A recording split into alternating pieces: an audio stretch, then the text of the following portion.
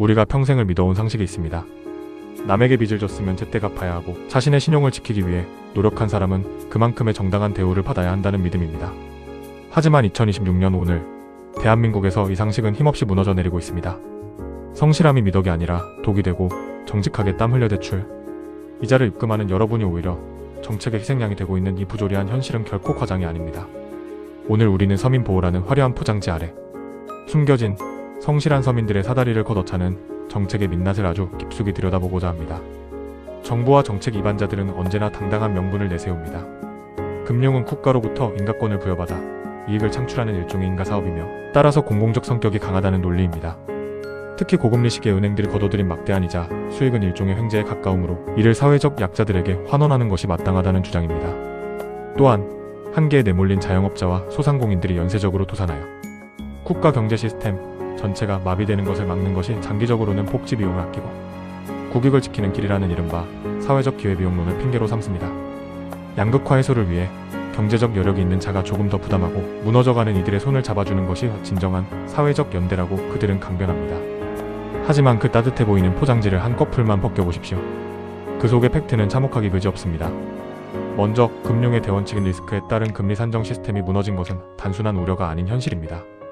최근 금융당국은 취약계층의 이자 부담을 덜어주기 위해 금융권의 강력한 상생금융 지침을 하달했습니다. 은행들은 정부의 눈치를 보며 저신용자들의 금리는 낮추는 대신 그로 인해 발생하는 수익 결손을 메우기 위해 고신용자들의 우대금리를 축소하거나 가상금리를 높이는 교묘한 방식을 택하고 있습니다. 그 결과 신용점수 950점의 우량, 차주가 정책 지원을 받는 700점대 차주보다 실질적인 체감금리가 더 높거나 대출 문턱에서 먼저 거절당하는 금리 역전과 대출 역차별이 시장 곳곳에서 터져나오고 있습니다. 이것이 과연 여러분이 생각하는 정의입니까? 내가 밤잠 줄여가며 먹고 싶은 것, 참아가며 지켜온 신용이 고작 남의 부채를 메꾸기 위한 재원으로 강제 동원되고 있는 셈입니다. 정치는 이를 연대라고 부르지만 당사자들에게는 명백한 신용징벌일 뿐입니다. 국가가 감당해야 할 복지의 책임을 묵묵히 법을 지키며 살아온 개인의 주머니에 슬그머니 전가하고 있는 비겁한 행태입니다. 여기에 더해 새출발기금과 배드뱅크를 통한 원금 감면 정책은 성실, 상환자들의 가슴에 깊은 대못을 박습니다. 무너진 서민 경제의 불씨를 살려야 한다는 그들의 핑계는 그럴싸합니다. 하지만 팩트를 보십시오.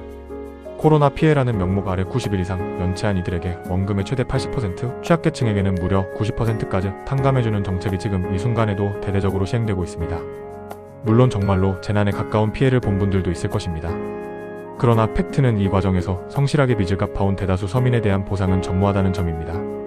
힘들어도 적금 깨고 생활비 줄여가며 은행과의 약속을 지킨 사람들은 아무런 혜택도 없이 오히려 빚을 안 갚고 버틴 자들의 손실을 메우기 위해 투입되는 수조 원의 나랏돈을 세금으로 감당해야 합니다. 이것은 근면의 의욕을 꺾고 도덕적 해이를 국가가 제도적으로 승인한 것이나 다름없습니다. 빚을 안 갚고 버티는 것이 현명한 선택이라는 인식이 독버섯처럼 퍼지는 순간 우리 사회를 지탱해온 신용이라는 사회적 자본은 회복 불가능한 타격을 입게 됩니다. 성실한 자의 혈세와 이자가 부도덕한 자의 채무를 탕감하는 재원으로 쓰이는 이 악순환 속에서 과연 누가 다음번에 정직하게 빚을 갚으려 하겠습니까? 부동산 시장에서도 정부의 핑계는 당당하기만 합니다. 대한민국 가계부채가 국가 경제의 시한폭탄이기에 대출 총량을 강제로라도 묶어야 한다는 것입니다. 하지만 그 칼날이 향하는 곳은 오직 힘없는 서민들 뿐입니다. 가계부채 관리를 명목으로 대출 증가율을 연 1%대라는 초강수로 묶어버리자 정작 내 집 마련이 절실한 무주택 서민과 실수요자들은 은행 문턱조차 넘지 못하고 절망하고 있습니다.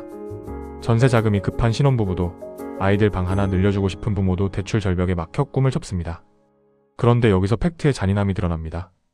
내국인 서민들은 LTV, DSR 규제에 묶여 10원 한 장 빌리기 힘들 때 국내 금융 규제의 영향권 밖에서 자국 은행 대출을 끌어오거나 본국에서 현금을 들여오는 외국인 투기 세력들은 여전히 우리 안방의 알짜배기 주택들을 사들이고 있습니다. 내 나라 땅에서 내국인 서민만 기회를 박탈당하고 사다리가 걷어차이는 이 역차별적 상황, 이것이 과연 누구를 위한 리스크 관리입니까? 겉으로는 시장 안정을 외치지만 실제로는 평범한 사람들이 자산을 형성할 마지막 기회조차 원천 봉쇄하고 있는 것입니다. 또한 최근 논의되는 각종 금융기금 신설과 출연금, 강제 입법은 우리 눈에 보이지 않는 무거운 이자, 세금으로 다가옵니다. 금융사들의 수천억 원의 출연금을 내게 하고 이를 정책 자금으로 활용하겠다는 발상은 사실상 정부가 직접 예산을 편성하는 대신 민간의 팔을 비틀어 생색을 내겠다는 의도입니다. 하지만 금융사가 내는 그 막대한 출연금이 하늘에서 뚝 떨어질까요? 절대 아닙니다. 은행은 손해를 보지 않습니다. 그 비용은 교묘하게 대출 가상금리에 녹아들고 예금 금리를 깎는 방식으로 전가됩니다. 결국 정치는 생색을 내고 표를 얻지만 그 비용의 청구서는 묵묵히 이자를 내는 여러분에게 말없이 배달됩니다. 내가 빌린 돈의 이자 속에 남의 채무를 대신 갚아주기 위한 벌금이 포함되어 있다는 사실을 우리는 얼마나 알고 있었을까요? 이것은 국가가 책임져야 할 복지의 영역을 개인의 금융 비용으로 교묘하게 떠넘기는 무책임한 행태의 극치입니다. 이제 우리는 냉정하게 물어야 합니다. 이러한 정책들이 정말로 서민을 위한 것인지 아니면 정치를 위한 것인지 말입니다. 정치는 말합니다. 아무도 소외되지 않는 따뜻한 공동체를 만들겠다고 말이죠. 그 명분은 참으로 아름답습니다. 하지만 그 따뜻함이 누군가의 일방적인 희생과 성실함의 가치를 훼손한 위에 세워진 것이라면 그것은 정치가 아니라 약탈입니다. 열심히 일하고 법을 지키고 자신의 책임을 다하는 사람들이 박탈감을 느끼는 사회는 미래가 없습니다. 성실함이 조롱받고 부도덕이 혜택받는 이 부조리한 법안들과 지침들을 우리는 언제까지 지켜만 봐야 할까요? 우리는 명분 뒤에 숨겨진 이 차가운 팩트의 무게를 똑똑히 기억해야 합니다. 정치가 뿌리는 선심성 대책의 청구서는 결국 성실한 당신의 지갑과 아직 세상에 나오지도 않은 당신 자녀들의 미래에 도착할 것입니다. 세상에 공짜 점심은 없습니다. 누군가의 빚이 사라졌다면 그것은 누군가가 대신 갚았다는 뜻입니다. 그리고 그 누군가는 바로 지금 이 영상을 보며 오늘 제자를 입금한 성실한 시민 여러분입니다. 이제는 목소리를 내야 할 때입니다. 성실함이 곧 권리가 되고 정직한 노력이 배신당하지 않는 상식적인 대한민국을 위해 우리는 이 부조리한 시스템의 독소들을 단호히 거부해야 합니다. 우리의 침묵이 길어질수록 성실함의 가치는 더욱 빠르게 쓰레기통으로 던져질 것입니다. 여러분의 권리는 여러분이 지켜야 합니다.